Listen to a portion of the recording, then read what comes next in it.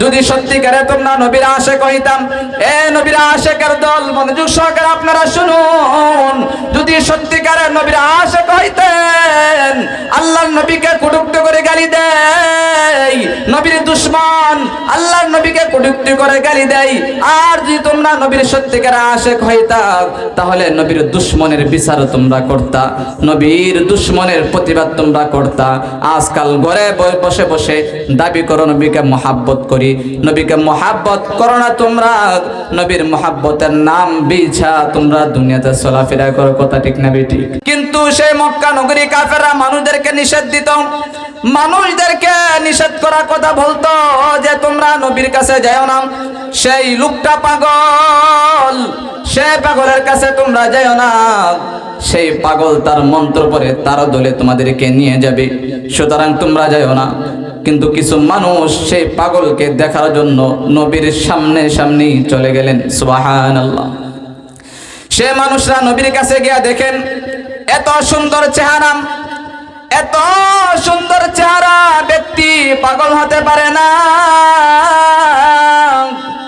এত সুন্দর মানুষটা কোনোদিনও পাগল হতে পারে না।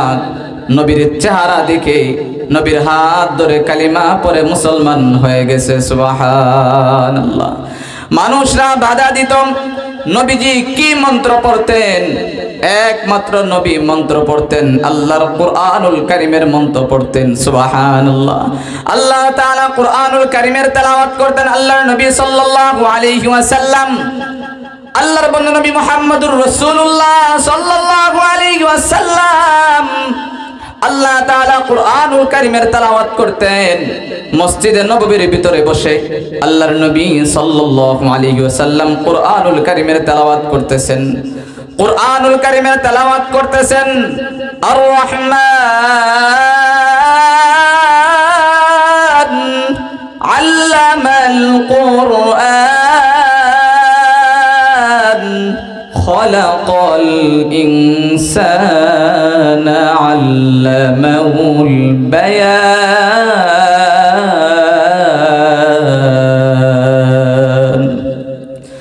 আল্লাহ নবী সাল্লাল্লাহু আলাইহি ওয়াসাল্লাম মসজিদে নববীর মধ্যে বসে কুরআনুল কারীম তেলাওয়াত প্রতিদিন তেলাওয়াত করে।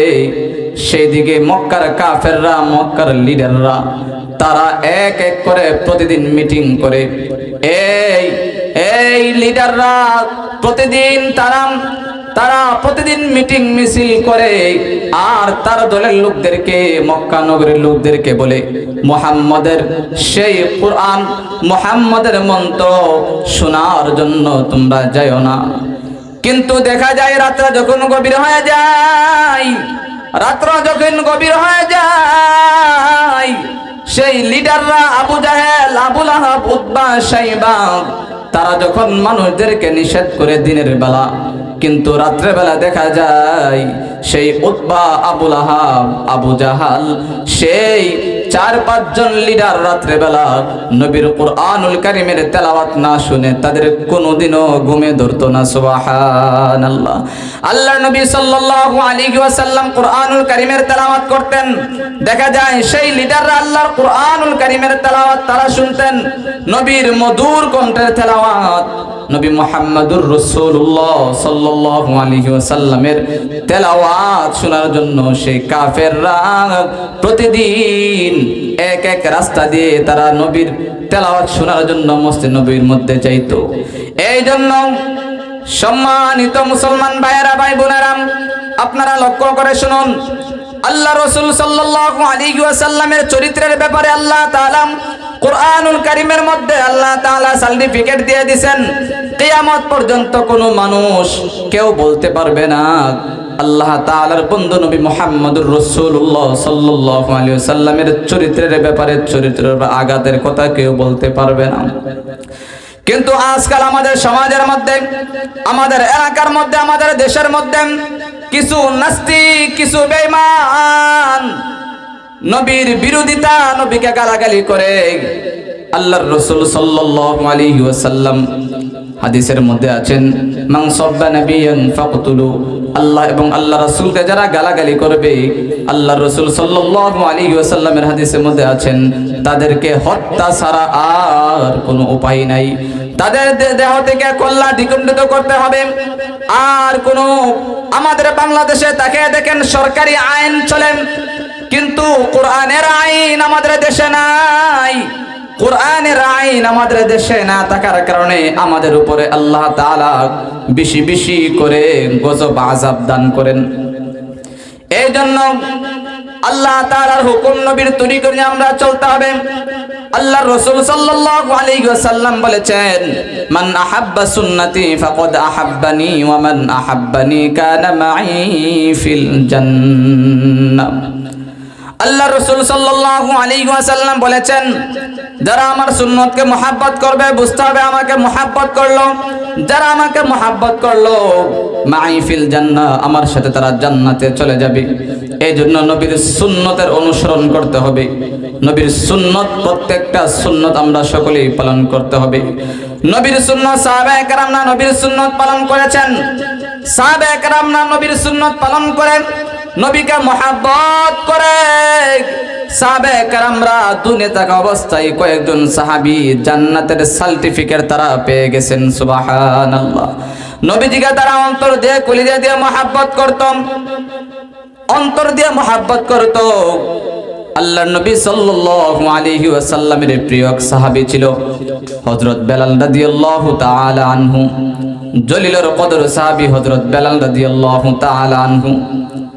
সে কেমন নবীর আশিক ছিলেন, সে কেমন নবীর উম্মত, নবীর পাগল ছিলেন, সে কেমন আল্লাহ তাআলার পাগল ছিলেন। হযরত বেলাল রাদিয়াল্লাহু তাআলা আনহু আল্লাহ তাআলার জিকিরের জন্য কাফের বেঈমানদের হাতে অনেক মার খাইছেন। হযরত বেলাল রাদিয়াল্লাহু তাআলা আনহু একটি ঘটনা আপনাদেরকে শোনাই, মনোযোগ সহকারে একটি ঘটনা শুনুন। হযরত বেলাল রাদিয়াল্লাহু তাআলা আনহু এক কাফের, সেই কাফেরের নাম ছিল উমাইয়া ইবনে খালফ। সে উমাইয়া ইবনে খালফের বাড়িতে হযরত বেলাল রাদিয়াল্লাহু তাআলা আনহু গোলামের কাজ করতেছেন। আগের দিনের সময় ছিল একজনের বাড়িতে একজনে কাজ করত, গোলাম হিসেবে তাদেরকে নিত টাকা দিয়ে অথবা অন্য কিছু দিয়া। হযরত বেলাল রাদিয়াল্লাহু তাআলা আনহু সে কাফের উমাইয়া ইবনে খালফের বাড়িতে কাজ করতেছেন। হযরত বেলাল রাদিয়াল্লাহু তাআলা আনহু আস্তে আস্তে আল্লাহ তাআলার জিকির আদায় করতেছেন। হযরত বেলাল রাদিয়াল্লাহু তাআলা আনহু জিকির আদায় করতেছেন, সেই দিকে মালিক সে উমাইয়া ইবনে খাল দূর থেকে তাকায় দেখে আমার গোলাম বেলাল আস্তে আস্তে টুট নাড়াইতেছে, আস্তে আস্তে টুট নাড়াইতেছে। সেই কাফের উমাইয়া ইবনে খালফ মনে মনে ভাবতেছে বেলাল মনে হয় আমার নাম জপতেছে। নাউজুবিল্লাহ, নাউজুবিল্লাহি মিন যালিক। বেলাল রাদিয়াল্লাহু তাআলা আনহু সেই উমাইয়া ইবনে খালফ সেই দুনিয়ার মালিকের নাম জপে না, সেই বেলাল রাদিয়াল্লাহু তাআলা আনহু আল্লাহ তাআলার নাম জপতেছে। আল্লাহু আহাদ, আহাদ আহাদ, আল্লাহ এক, আল্লাহ এক, আল্লাহু আহাদ, আল্লাহ এক। আল্লাহ ছাড়া পৃথিবীতে আর কোনো দ্বিতীয় কোনো আল্লাহ নাই, আল্লাহ একজন। সেই হযরত বেলাল রাদিয়াল্লাহু তাআলা আনহু আল্লাহ তাআলার জিকির আদায় করতেছেন। সে উমাইয়া ইবনে খালফ দূর থেকে তাকায় দেখতেছেন বেলাল টুট নাড়াইতেছেন। বেলাল রাদিয়াল্লাহু তাআলা আনহু টুট নাড়াইতেছেন। টুট নাড়ানোর পরে উমাইয়া ইবনে খালফ মনে মনে ভাবতেছেন বেলাল মনে আমার নাম জপতেছে। উমাইয়া ইবনে খালফ দূর থেকে তাকায় ডাক দিয়ে বলে, হে বেলাল, তুমি আরো জোরে জোরে, আরো জোরে জোরে আমার নাম জপো, আমার নাম লও। তুমি আরো জোরে জোরে আমার নাম লও, আমাকে ডাক দাও, তোমার কাজ আমি কমায় দিব, বেতন বাড়ায় দিব। নাউজুবিল্লাহ। আরো জোরে জোরে আমার নাম ডাক দাও। হযরত বেলাল রাদিয়াল্লাহু তাআলা আনহু, হযরত বেলাল রাদিয়াল্লাহু তাআলা আনহু আরো জোরে জোরে আল্লাহু আহাদ বলতেছেন। বেলাল উমাইয়া ইবনে খালফে ডাক দিয়ে বলে, আমার মালিক, আপনি শুধু দুনিয়ার মালিক, আপনি শুধু আমার দুনিয়ার মালিক। এমন একজন মালিক আছে যিনি আপনারও মালিক, আমারও মালিক, তামাম পৃথিবীর মালিক, আমি আপনার নাম জপি না, আমি একমাত্র আপনারও মালিক আমারও মালিক সেই আল্লাহর নাম আমি জপতেছি। সুবহানাল্লাহ। সে উমাইয়া ইবনে খালফের বাড়িতে কাজ করতেছেন বেলাল। তখন উমাইয়া ইবনে খালফ বলে, বেলাল তুমি আমার বাড়িতে কাজ করে আরেকজন মালিকের নাম কেন নাও? অতি দ্রুত সেই মালিকের নাম তোমার মন থেকে তোমার অন্তর থেকে বাদ দাও, না হলে তোমাকে শাস্তি দিব। বেলাল রাদিয়াল্লাহু তাআলা আনহুকে বারবার বলার পর সেই উমাইয়া ইবনে খালফ সেই কাফের বেলালকে বারবার বলার পরে সতর্ক করার পরে বেলাল আল্লাহর নাম বাদ দেয় না, আল্লাহর নাম বাদ দেয় না। সেই বেলাল আল্লাহর নাম আরো জোরে জোরে জপতেছে। উমাইয়া ইবনে খালফের দলের লোকদেরকে বলছে, বেলালের জন্য শাস্তির ব্যবস্থা করো। বেলালকে অত্যন্ত কঠিন শাস্তি দিয়েছেন উমাইয়া ইবনে খালফ। বেলালকে শাস্তির ব্যবস্থা করেছেন উত্তপ্ত গরম মরুভূমির মধ্যে গোরার মধ্যে রশি লাগাইয়া, গোরার শরীরের মধ্যে রশি লাগাইয়া, বেলালের হাত পাও বেঁধে বেলালের গলার মধ্যে রশি লাগাইয়া সে উত্তপ্ত মরুভূমির মধ্যে গোরার পিঠের মধ্যে তাবুক দিয়ে পিঠে দিছে, গোরা দূর দিছে, আর বেলালকে কুকুরের মতো হেসরায় সেই মরুভূমির মধ্যে কষ্ট দিছে। আল্লাহ নবী সাল্লাল্লাহু আলাইহি ওয়াসাল্লামের কলিজার টুকরা সাহাবী হযরত বেলাল, হযরত বেলাল রাদিয়াল্লাহু তাআলা আনহু, সাহাবায়ে কেরামরা বলেছেন বেলাল রাদিয়াল্লাহু তাআলা আনহুকে এত কষ্ট দিয়েছেন, বেলালের পিঠের চামড়াগুলো উঠে, পিঠের গোশতগুলা আড্ডিগুলা দেখা গেছে। আল্লাহর জন্য কত পাগল ছিলেন বেলাল। আল্লাহ রাসূল সাল্লাল্লাহু আলাইহি ওয়াসাল্লামের জন্য বেলাল কত পাগল ছিলেন।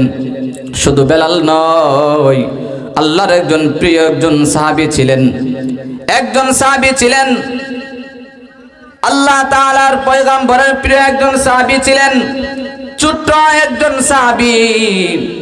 আল্লাহ রাসূল সাল্লাল্লাহু আলাইহি ওয়াসাল্লাম সেই সাহাবীকে পরীক্ষা করার জন্য বলতেছেন, ও আমার সাহাবী, যদি আমাকে অন্তর দিয়ে মহাব্বত করতে পারো, যদি মহাব্বত করে থাকো, তাহলে আমার সামনে তোমার বাবার কল্লাটা আমার সামনে নিয়ে আসো। সুবহানাল্লাহ।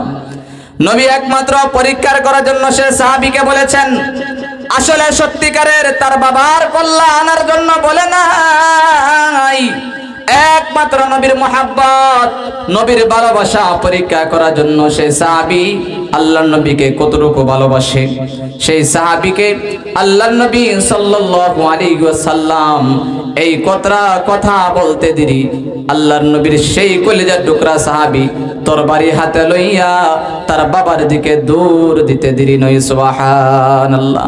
সেই সাহাবী কলিজার টুকরা সাহাবী নবীর জন্য কত পাগল ছিলেন, নবীর সুন্নতের কত পাগল ছিলেন। এক যুদ্ধের ময়দানে আল্লাহর নবী সাল্লাল্লাহু আলাইহি ওয়াসাল্লাম কয়েকজন সাহাবায়ে কেরামকে নিয়ে যুদ্ধ করবেন।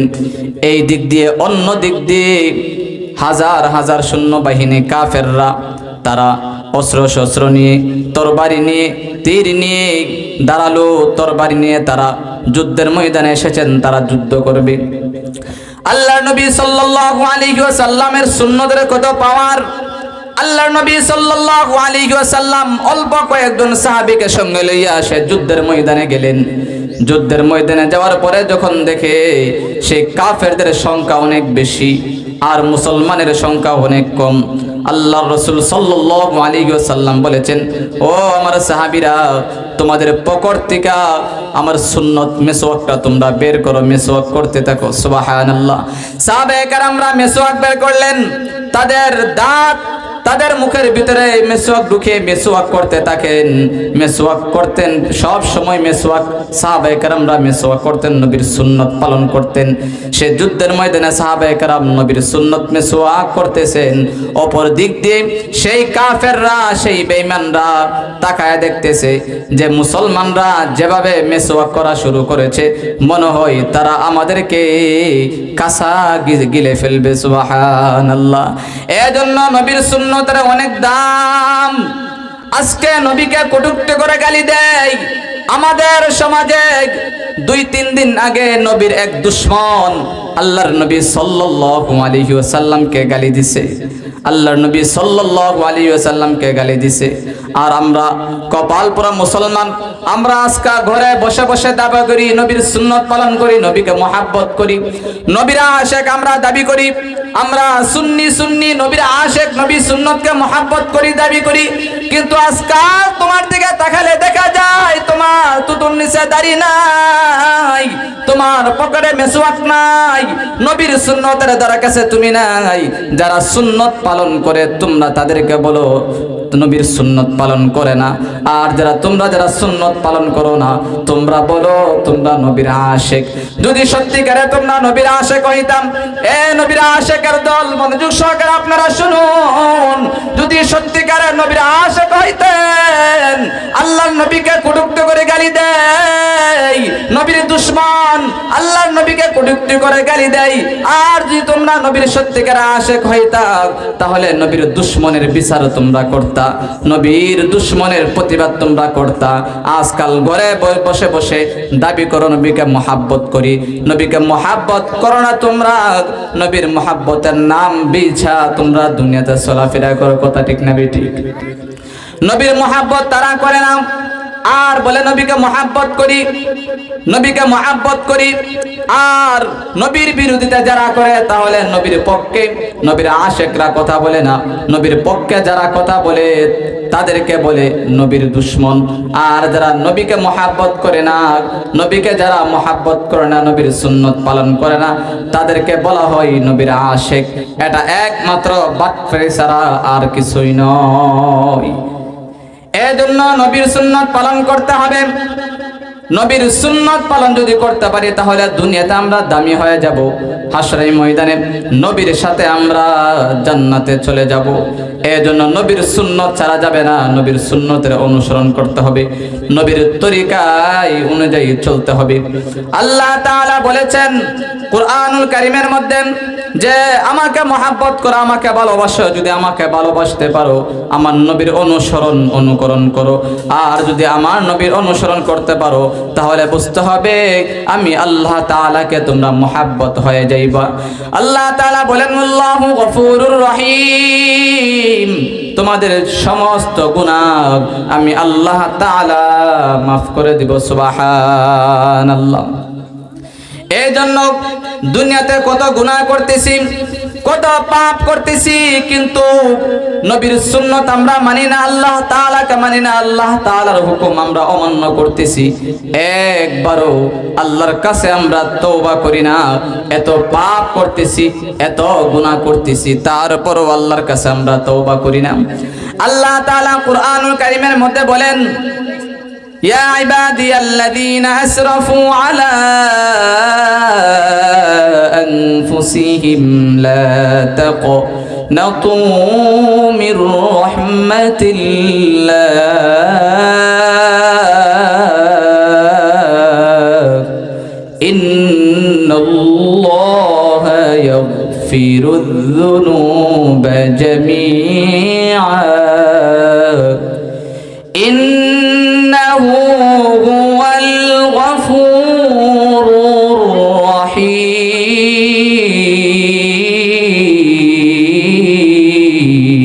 الرحيم। আল্লাহ তাআলা কুরআনুল কারীমের মধ্যে বলেন ইয়া ইবাদিয়াল্লাযীনা আসরাফু আলা আনফুসিহিম লা তাকনাতু মির রাহমাতিল্লাহ। এরে বান্দা বান্দি, গুনাহ করেছো, পাহাড় পরিমাণ গুনাহ করেছো, সাগরের পানি পরিমাণ গুনাহ করেছো, জমিন থেকে আসমান পর্যন্ত তোমরা গুনাহ করেছো, কোনো সমস্যা নাই, কোনো বাধা নাই। আল্লাহ তাআলা বলেন লা তাকনাতু মির রাহমাতিল্লাহ। এরে বান্দা বান্দি, যত গুনাহ করো না কেন আমার রহমত থেকে তোমরা দূরে সরে যাও না, আমার রহমত থেকে তোমরা দূরে সরে যাও না, নিরাশ হয় না। ইন্নাল্লাহা ইয়াগফিরুয যুনুবা জামিআ ইন্নাহু হুয়াল গফুরুর রহিম। আল্লাহ তাআলা বলেন তোমরা যদি তওবা করতে পারো, খালেস ভাবে তোমরা তওবা করতে পারো, আল্লাহ তাআলা বলেন তোমাদের পিছনের সমস্ত গুনাহ আমি আল্লাহ তাআলা মাফ করে দেব। সুবহানাল্লাহ। নবীজি আমার জন্য কত মায়া, কত মহব্বত। গুনাহ করি তারপর আল্লাহর কাছে আমরা তওবা করি না। আল্লাহ রাসূল সাল্লাল্লাহু আলাইহি ওয়াসাল্লাম প্রতিদিন, নবীর কোনো গুনাহ ছিল না, নবী মাসুম ছিলেন, নবীর আগের গুনাহ মাফ, পরের গুনাহ মাফ, কোনো গুনাহ নাই, আল্লাহর নবী মাসুম ছিলেন। তারপরও প্রতিদিন আল্লাহর কাছে তওবা করতেন, বারবার প্রতিদিন আল্লাহর কাছে তওবা করতেন। সেই নবীর উম্মত হইয়া আল্লাহর নবী প্রতিদিন তওবা করছে, কিন্তু আমরা সেই নবীর উম্মত হইয়া তওবা করি না। আল্লাহ রাসূল সাল্লাল্লাহু আলাইহি ওয়াসাল্লাম বলেছেন, আল্লাহ রাসূল সাল্লাল্লাহু আলাইহি ওয়াসাল্লাম বলেছেন উম্মতের জন্য কত মায়া, কত মহব্বত। আল্লাহর নবী সাল্লাল্লাহু আলাইহি ওয়াসাল্লাম দুনিয়া থেকে বিদায় হওয়ার আগে, আল্লাহর নবী সাল্লাল্লাহু আলাইহি ওয়াসাল্লাম দুনিয়া থেকে বিদায় হওয়ার আগে আল্লাহ রাসূল সাল্লাল্লাহু আলাইহি ওয়াসাল্লাম হঠাৎ করে কাঁদতেছেন। হঠাৎ করে আল্লাহর নবী কাঁদতেছেন। আল্লাহ তাআলা কিন্তু জানেন আল্লাহর বন্ধু কেন কাঁদেন। জিবরাইলকে পাঠাইছে, জিবরাইল আমার বন্ধুর কাছে গিয়ে জিজ্ঞাসা করো আমার বন্ধু কেন কাঁদে। আমার বন্ধুকে গিয়ে জিজ্ঞাসা করো আমার বন্ধু কেন কাঁদে। আল্লাহর রাসূলের কাছে জিবরাইল আলাইহিস সালাম আল্লাহ তাআলার পক্ষ থেকে আল্লাহর রাসূলের কাছে চলে আসলেন। আয়েশা আল্লাহর রাসূলকে বলতেছেন, হে পয়গম্বর, হে পয়গম্বর আপনি কেন কাঁদেন? আল্লাহ তাআলা আমাকে আপনার কাছে পাঠাইছেন। হে পয়গম্বর আপনি কেন কাঁদেন? আমাকে বলতেন আল্লাহ আমাকে পাঠাইছেন। নবী মুহাম্মদুর রাসূলুল্লাহ সাল্লাল্লাহু আলাইহি ওয়াসাল্লাম বলতেছেন, হে ভাই জিবরাইল আমি দুনিয়া থেকে বিদায় হয়ে যাব। দুনিয়া থেকে বিদায় হওয়ার পরে আমার উম্মতের অবস্থা কেমন হবে? সুবহানাল্লাহ। আমার উম্মতের অবস্থা কেমন হবে? হে জিবরাইল আমি কেন কান্দি? আমি একমাত্র আমার উম্মতের জন্য কাঁদতেছি। আমার উম্মতের অবস্থা কেমন হবে এই জন্য কাঁদতেছি। আমার উম্মত যদি দুনিয়া থেকে আমি বিদায় হয়ে যাব, আমার উম্মত পথভ্রষ্ট হয়ে যাবে, তারা গুনাহ করবে, তারা পথভ্রষ্ট হয়ে যাবে, তারা জাহান্নামের রাস্তা বেছে নিবে, এজন্য আমি কাঁদতেছি। জিবরাইল আলাইহিস সালাম আল্লাহর কাছে গিয়ে বলে, আল্লাহ আপনার বন্ধু নবীর, আপনার বন্ধুর উম্মতদের জন্য আপনার বন্ধু কাঁদতেছে। আল্লাহ তাআলা জিবরাইলকে পাঠাইছেন, জিবরাইল তুমি গিয়া বলো। আল্লাহ রাসূল সাল্লাল্লাহু আলাইহি ওয়াসাল্লামের কাছে জিবরাইলকে পাঠাইছেন। জিবরাইলকে কেন পাঠাইছেন? আল্লাহ তাআলা বলেন, জিবরাইল তুমি গিয়া বলো নবীর কোন উম্মত যদি মরণের 1 বছর আগেও যদি আমি আল্লাহর কাছে তওবা করে, আমি আল্লাহ তাআলা প্রত্যেক উম্মতদেরকে আমি আল্লাহ তাআলা মাফ করে দিব। সুবহানাল্লাহ। জিবরাইল আলাইহিস সালাম আল্লাহর কাছে, আল্লাহর নবীর কাছে আসলেন। আয়েশা বলে, পয়গম্বর আল্লাহ তাআলা আমাকে পাঠাইছেন আপনার কাছে। আপনার কোন উম্মত যদি মরণের 1 বছর আগে যদি আল্লাহর কাছে তওবা করে, আল্লাহ তাআলা আপনার উম্মতের পিছনের সমস্ত গুনাহ মাফ করে দিবে। আল্লাহ রাসূল সাল্লাল্লাহু আলাইহি ওয়াসাল্লাম আরো জোরে জোরে কাঁদতেছেন। এ আশিকে রাসূল না, মনোযোগ সহকারে শুনেন। অন্তর দিয়া বলি, মুখে জবান দিয়া বলি নবীকে মহব্বত করি, কিন্তু অন্তর দিয়া মহব্বত করি না। আর নবী আমাদেরকে কত মহব্বত করেন, কত ভালোবাসেন। মরণের সময়ও আল্লাহর নবী সাল্লাল্লাহু আলাইহি ওয়াসাল্লাম উম্মতদেরকে বলে নাই।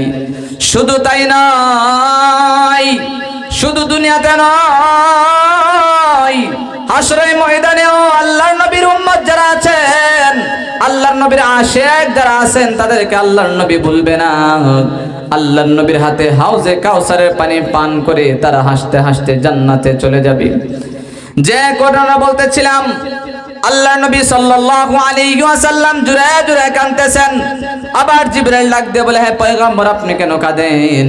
আল্লাহর নবী সাল্লাল্লাহু আলাইহি ওয়াসাল্লাম বলেন, এ জিবরাইল, আমি কেন কাঁদতেছি? যদি মরণের 1 বছর আগেও যদি আমার উম্মত যদি তওবা করার সুযোগ না পায়, আমার উম্মতের অবস্থা কেমন হবে? আল্লাহ তাআলা আবার জিবরাইলকে জানায় দিলেন, এ জিবরাইল, তুমি আমার বন্ধুকে বলে দাও, আমার বন্ধুর উম্মত যদি মরণের 6 মাস আগেও যদি আমি আল্লাহর কাছে তওবা করে, আমি ওয়াদা করলাম নবীর উম্মতের সমস্ত গুনাহ আমি আল্লাহ তাআলা মাফ করে দিব। সুবহানাল্লাহ। নবীজি আরো জোরে জোরে কাঁদতেছেন, যে দেখেন কেমন মায়া, কেমন মহব্বত, নবীর উম্মতের জন্য কত মায়া, কত দরদ, উম্মতের জন্য কত মায়া। মরণের সময়, দুনিয়া থেকে বিদায় হওয়ার সময় উম্মতদেরকে আল্লাহর নবী ভুলে নাই। জিবরাইল আলাইহিস সালাম আল্লাহর নবীকে এই কথা বলার পরে আল্লাহর নবী সাল্লাল্লাহু আলাইহি ওয়াসাল্লাম আরো জোরে জোরে কাঁদতেছেন। আল্লাহর নবী সাল্লাল্লাহু আলাইহি ওয়াসাল্লাম কাঁদতেছেন। জিবরাইল ডাক দিয়ে বলে, হে পয়গম্বর, আবার কেন আপনি কাঁদেন? আল্লাহর নবী সাল্লাল্লাহু আলাইহি ওয়াসাল্লাম বলতেছেন, হে ভাই জিবরাইল, আমি কেন কাঁদি? আমি কেন কাঁদি? আবার কেন কাঁদি? এ জিবরাইল, আমি কাঁদতেছি আমার উম্মত যদি মৃত্যুর 6 মাস পূর্বে যদি তওবা করার সুযোগ না পায়, আমার উম্মত পথভ্রষ্ট হয়ে যাবে। আমার উম্মতের অবস্থা কেমন হবে? আল্লাহ তাআলা জিবরাইলকে আবার বলেন, এ জিবরাইল, আমার বন্ধুকে জানায় দাও, আমার বন্ধুর কোন উম্মত যদি মরণের 1 মুহূর্ত আগে যদি আমি আল্লাহ তাআলার কাছে তওবা করে, আমি ওয়াদা করলাম আমি আল্লাহ তাআলা নবীর উম্মতদের সমস্ত গুনাহ মাফ করে দেব। সুবহানাল্লাহ। এজন্য আমরা আল্লাহর কাছে তওবা করতে হবে। তওবার রাস্তা, তওবার দরজা আল্লাহ তাআলা মরণ আগ পর্যন্ত খুলে রাখছেন, কিন্তু তওবার মতো তওবা করতে পারি না, চাওয়ার মতো চাইতে পারি না, আল্লাহ তাআলাকে সন্তুষ্টি করতে পারি না। নবী মুহাম্মদুর রাসূলুল্লাহ সাল্লাল্লাহু আলাইহি ওয়াসাল্লাম বলেছেন, আত-তাইবু মিনাজ যামবি কামাল্লা যামবালা। আল্লাহর রাসূল সাল্লাল্লাহু আলাইহি ওয়াসাল্লাম বলেছেন, হে আমার উম্মতেরা, হে পৃথিবীর মানুষেরা, শুনে রাখুন, আল্লাহর নবী সাল্লাল্লাহু আলাইহি ওয়াসাল্লাম বলেছেন, যদি মরণের আগে আগে কোনো ইমানদার মুসলমান যদি আল্লাহর কাছে ইখলাসের সহিত তওবা করে, আল্লাহ তাআলা বলেন, আল্লাহর নবী সাল্লাল্লাহু আলাইহি ওয়াসাল্লাম বলেন, সেই বান্দা বান্দীদের সমস্ত গুনাহ আল্লাহ তাআলা মাফ করে দিবে। আল্লাহ তাআলা কেমন ভাবে মাফ করবেন? আল্লাহ তাআলা কেমন ভাবে মাফ করবেন? একটা উদাহরণ আপনাদেরকে আমি দেই। আল্লাহ তাআলা এরকম ভাবে মাফ করবেন, আল্লাহ তাআলা সমস্ত গুনাহ এরকম ভাবে মাফ করবেন যেরকম ভাবে একটা বাচ্চা মার পেট থেকে, মার ওর থেকে বের হয়, মার পেট থেকে একটা বাচ্চা জন্ম হয়, জন্ম হওয়ার পরে যেরকম ভাবে নিষ্পাপ তাকে আল্লাহ তাআলা, আল্লাহর রাসূল সাল্লাল্লাহু আলাইহি সাল্লাম বলেছেন, আল্লাহ তাআলা তার গুনাহ এরকম ভাবে মাফ করে, বাচ্চাটা যেরকম ভাবে দুনিয়াতে আসার পরে যেরকম নিষ্পাপ মাসুম ছিল, ঠিক তেমনি ভাবে সেই তওবার কারণে আল্লাহ তাআলা সেই সমস্ত বান্দা বান্দীদের গুনাহ আল্লাহ তাআলা মাফ করে বেগুনাহ মাসুম বাচ্চার মতো বানায় দেন। সুবহানাল্লাহ। এজন্য আল্লাহর কাছে তওবা করতে হবে, আল্লাহ তাআলাকে সন্তুষ্টি করে দুনিয়া থেকে যাইতে হবে। আল্লাহর রাসূল সাল্লাল্লাহু আলাইহি সাল্লামের তরিকা অনুযায়ী দুনিয়ার জমিন থেকে যাইতে হবে, তাছাড়া আমাদের কোনো উপায় নাই। নবীর তরিকায় যেটা আছে সেটা আমরা মানতে হবে, নবীর হাদিসের মধ্যে যেটা আছে সেটা আমরা মানতে হবে, তার বাহিরে আমরা মানব না। আল্লাহর কুরআনুল কারীমের মধ্যে যেটা আছে সেটা আমি মানব, বুঝে পড়ুক আর না পড়ুক। যদি আল্লাহ তাআলাকে মেনে, আল্লাহর রাসূলকে মেনে দুনিয়ার দিকে যাইতে পারি, তাহলে দুনিয়াতেও শান্তি, আখিরাতেও শান্তি। কথা ঠিক না বেঠিক? এই জন্য আল্লাহ রসুল সাল্লাল্লাহু আলাইহি ওয়াসাল্লামের সুন্নাত আমরা সকলেই পালন করতে হবে। আল্লাহ রসুল সাল্লাল্লাহু আলাইহি ওয়াসাল্লামকে যদি আমরা মুহাব্বত করে দুনিয়া থেকে যাইতে পারি তাহলে আল্লাহকে মুহাব্বত করা হয়ে যাবে। আর হাশরের ময়দানে আল্লাহ রসুল সাল্লাল্লাহু আলাইহি ওয়াসাল্লামের সাথে আমরা হাউজে কাউসারের পানি আল্লাহ রসুল সাল্লাল্লাহু আলাইহি ওয়াসাল্লাম হাউজে কাউসারের পানি পান করাইবেন। আর আমরা হাসতে হাসতে আল্লাহ রসুল সাল্লাল্লাহু আলাইহি ওয়াসাল্লামের সাথে জান্নাতে চলে যাব। আল্লাহ তাআলা আমাদেরকে মরণের আগ পর্যন্ত আল্লাহর হুকুম নবীর তরিকা অনুযায়ী মানার এবং বুঝার চলার তৌফিক মহান আল্লাহ তাআলা আমাদেরকে দান করুক। সকলে বলেন আমিন। আর আজকের ইসলামী মহাসম্মেলন খতমে নবুয়ত মহাসম্মেলনকে আল্লাহ তাআলা কবুল করুক। যতগুলো আলেম দাওয়াত দিয়েছেন আল্লাহ তাআলা সঠিক সময়ের ভিতরে সে আলেমগুলা যেটা গ্রামের জমিনে পৌঁছার তৌফিক মহান আল্লাহ তাআলা দান করুক। সকলে বলেন আমিন। ওয়া আখিরি দাওয়ানা আনিল হামদুলিল্লাহি রাব্বিল আলামিন। আসসালামু আলাইকুম ওয়া রাহমাতুল্লাহি ওয়া বারাকাতুহু।